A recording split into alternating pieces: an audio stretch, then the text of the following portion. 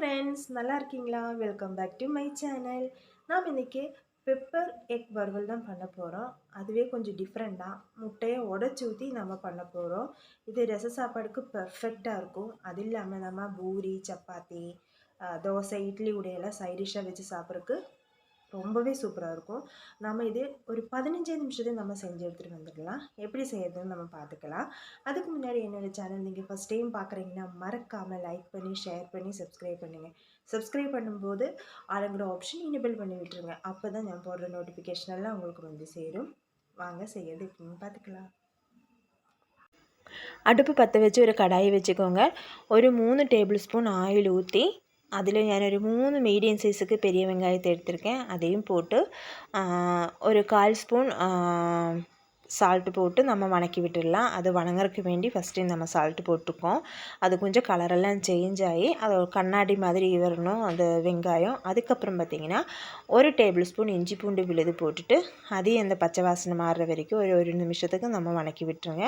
அதுக்கப்புறம் நம்ம மசாலா சேர்த்திடலாம். 1 டேபிள் ஸ்பூன் வரமிளகாத்தூள், 1/2 டேபிள் ஸ்பூன் மல்லித்தூள், 1/2 டீஸ்பூன் கறி மசாலா தூள், 1/4 ஸ்பூன் மஞ்சத்தூள் போட்டு நம்ம நல்லா வணக்கி விட்டுடலாம். அந்த மசாலாவோட பச்சை வாசனை எல்லாம் மாறுற வரைக்கும் வணக்கிக்கோங்க. வெங்காயத்துக்குள்ளே அந்த மசாலாலாம் பிடிக்கிற மாதிரி ஒரு 2 நிமிஷத்துக்கு வணக்கிக்கோங்க. இந்த டைமில் நீங்கள் அடுப்பு லோ ஃப்ளேமில் வச்சுருங்க, இல்லைன்னா அடி கரியறதுக்கு வாய்ப்பு இருக்குது. அதுக்கப்புறம் பார்த்திங்கன்னா ஒரு 2 மீடியம் சைஸு தக்காளி நீளவாட்டில் கட் பண்ணி எடுத்திருக்கேன். அதையும் நம்ம அதுக்குள்ளே போட்டு அது வணங்குறதுக்கு ஒரு 1/4 ஸ்பூன் சால்ட்டு போட்டு நம்ம நல்லா வணக்கிடலாம். அந்த வெங்காயம் மசாலா கூட ஒன்றுக்கு ஒன்றா எல்லாம் பெறுற மாதிரி நம்ம தக்காளியை வணக்கி விட்டுடலாம். அதுக்கு இடையில் பார்த்திங்கன்னா தக்காளி கொஞ்சம் மசிச்சு விட்டுருங்க. ஒரு 2 நிமிஷத்துக்கு வணக்கினதுக்கப்புறம் பார்த்திங்கன்னா நம்ம இது வேக வைக்கிறதுக்கு தேவையான தண்ணியை நம்ம ஊற்றிக்கலாம்.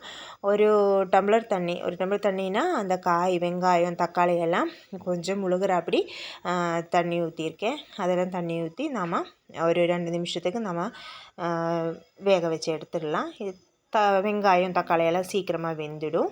நம்ம க்ளோஸ் பண்ணி வச்சிடலாம். 2 நிமிஷத்துக்கு அப்புறம் பார்த்திங்கன்னா நம்மளோட தக்காளி வெங்காயம் எல்லாம் நல்லா வெந்துடுச்சு.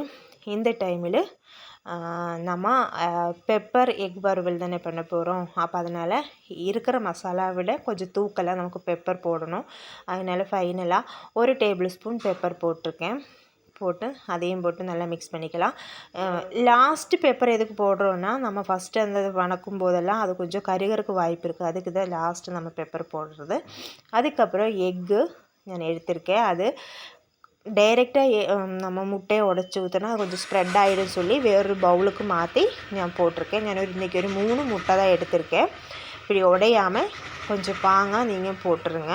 அதுக்கப்புறம் மேலால் அதோட எல்லோயிஷ் இருக்குது இல்லையா, அதுக்கு மேலே அந்த நம்மளோட பெப்பர் தூள் கொஞ்சம் தூவி விட்டுருங்க. அதுக்கப்புறம் அழகாக நம்ம க்ளோஸ் பண்ணி வச்சிடலாம். ஒரே நிமிஷம்தான். அதுக்கப்புறம் பார்த்திங்கன்னா நம்மளோட எக்கெல்லாம் நல்லா வெந்துடுச்சு. மேலே கொஞ்சம் ஜூஸியாகவும் கீழே கொஞ்சம் ஹார்டாகவும் இருக்கும். அதனால் இது உடையாமல் நாம் திருப்பி போட்டுடலாம். அதுதான் இதோட ஸ்பெஷாலிட்டியே. நம்ம உடச்சி விட்டுட்டோம்னா அது வேறு மாதிரி டேஸ்ட்டு போயிடும். இது நமக்கு எக்கும் கடிக்கிறதுக்கு நல்லாவே கிடைக்கணும். அந்த பெப்பரோட அந்த ஃப்ளேவரும் நமக்கு இருக்கணும். அதனால நம்ம க்ளோஸ் பண்ணி திருப்பி போட்டு ஒரே நிமிஷம்தான் எடுத்தாங்கன்னா நம்மளோட பெப்பர் எக் வறுவல் ரெடி ஆயிடுச்சு. அந்த வெங்காயத்துக்குள்ளே நம்மளோட பெப்பரெல்லாம் சேஃப்டியாக தான் இருக்காங்க. நம்ம ஃபைனலாக கொஞ்சம் கொத்தமல்லி தூவி இறக்கிட்டோம்னா பெப்பர் வறுவல் ரெடி ஆயிடுச்சு. மஸ்ட்டாக நீங்கள் அது ட்ரை பண்ணி ஃபீட்பேக் எனக்கு சொல்லுங்கள். ஒரு டிஃப்ரெண்ட்டான ஒரு டேஸ்ட்டாக இருக்கும். இன்னொரு டிஷ்ஷோட நம்ம சந்திக்கலாம். பாய்.